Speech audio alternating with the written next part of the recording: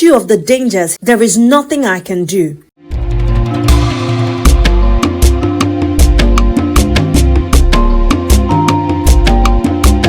The three friends were now wealthy, but their lives were far from happy.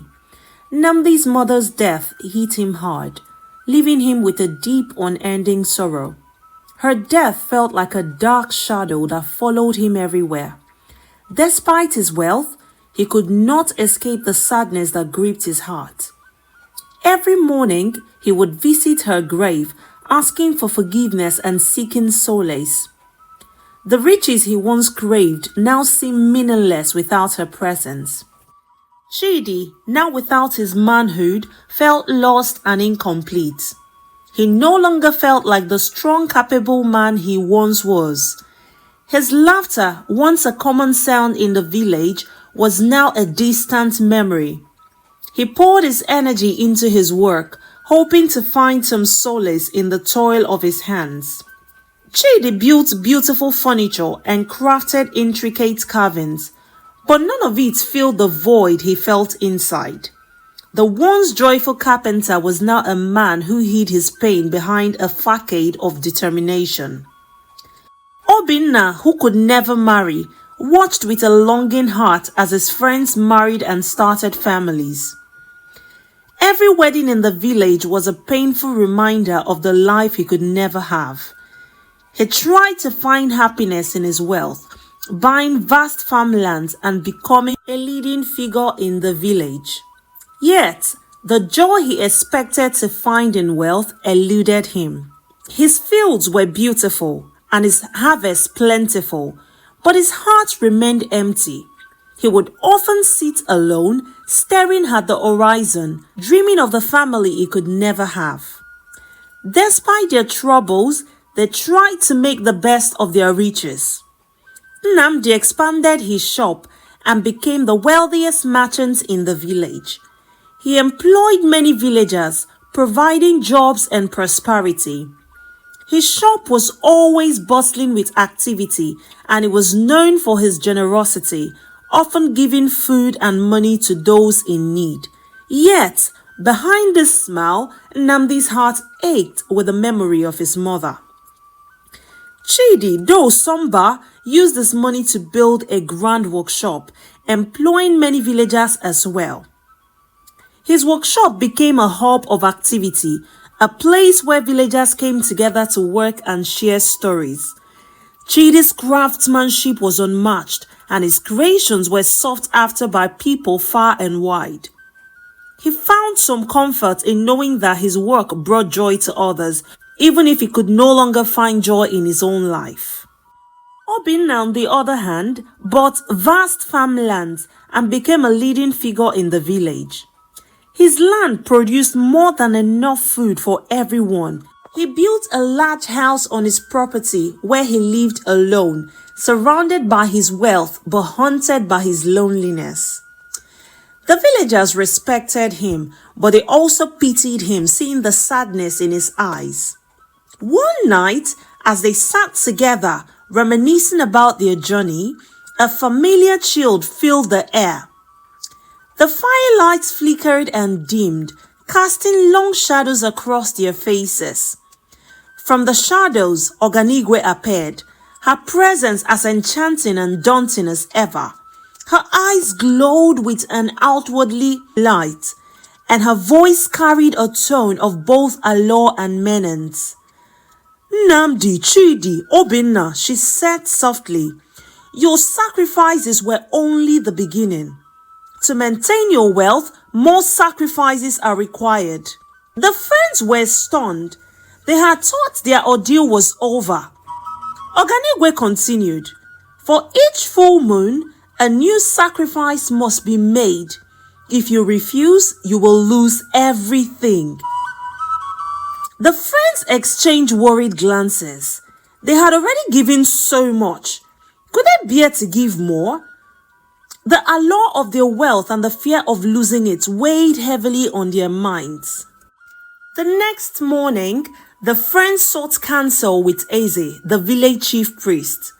They told him of Oganigwe's visit and her demands for more sacrifices. Eze listened, his face grave and full of concern. The wisdom of his years was evident in his furrowed brow and the deep lines etched into his face. The forest spirits are not easily satisfied, he said. Once you make a pact with them, the bond is for life. The only way to keep your riches is to fulfill her demands. But remember, each sacrifice will take you further away from your true selves. With heavy hearts, the friends prepared for the first new sacrifice. They gathered at Nnamdi's shop, which had become their meeting place, and waited for Oganigwe to appear. As the full moon rose high in the sky, Oganigwe emerged from the shadows, her presence sending a shiver down their spines. Oganigwe appeared to each of them individually, whispering her demands in a voice that seemed to come from the depths of the forest itself. To Nnamdi she said, "Sacrifice your sight." Nnamdi's heart sunk. His sight was crucial to his work as a merchant, but he couldn't bear the thought of losing his wealth. With a deep breath and a heavy heart, he agreed. As Oganigwe placed a hand over his eyes, the world went dark. He groped in darkness, trying to come to terms with his new reality. He relied on his memory and the help of others to run his shop. He hired trusted friends to manage the day-to-day operations, and though he could no longer see the wealth he had amassed, he could feel its presence around him. To Chidi, she demanded, "Sacrifice your voice." Chidi, who had always been a lively and vocal presence in the village, felt a wave of despair wash over him. His voice was his tool for communication, his way of expressing his thoughts and emotions. But he nodded, knowing he had no other choice. As Oganigwe touched his throat, his voice vanished, leaving him mute. Chidi, now unable to speak, communicated through gestures and writing. His grand workshop fell silent without his booming voice, but the work continued. His hands became his voice, crafting beautiful and intricate items that spoke of his silent sorrow. To Obinna she whispered, "Sacrifice your hearing." Obinna, who found solace in the sounds of nature and the laughter of children, felt his heart break. But he agreed, hoping to find some way to cope with the silence that would follow. As Oganigwe covered his ears, the world went silent.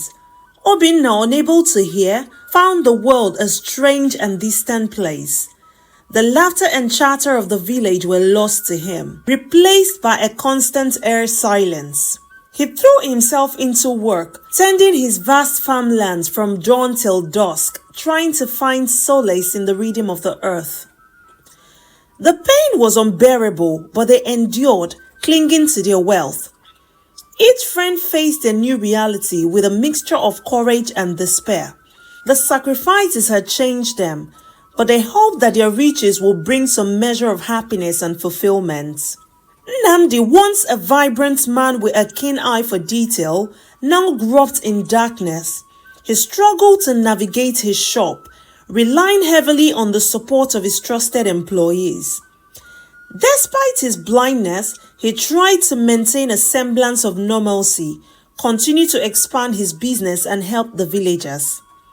He focused on creating opportunities for others, hoping that their success would bring him some sense of satisfaction. Nnamdi's shop became a place of refuge for those in need. He employed people who had fallen on hard times, giving them a chance to rebuild their lives. The villagers admired his resilience and generosity, but Nnamdi could not escape the void left by his mother's death. He often sat in his shop, surrounded by the sounds of bustling activity, feeling disconnected from the world around him. Chidi, though mute, found new ways to communicate through his craftsmanship. He became known for his intricate carvings and detailed furniture, each piece telling a story through its design. The villagers came to appreciate the silent beauty of his work, and his workshop thrived. Despite his success, Chidi felt isolated. He missed the sound of his own voice and the ability to share his thoughts with others. He used his hands to express his emotions, carving his pain and longing into every piece he created. The villagers sensed the depth of his sorrow in his work and admired his resilience. Obinna, unable to hear, found comfort in the rhythm of nature. He spent long hours working on his farm, tending to his crops and animals. The silence that enveloped him allowed him to focus deeply on his work, and his farm flourished. Despite his success, Obinna felt a profound sense of loss. He missed the laughter and conversations of the village.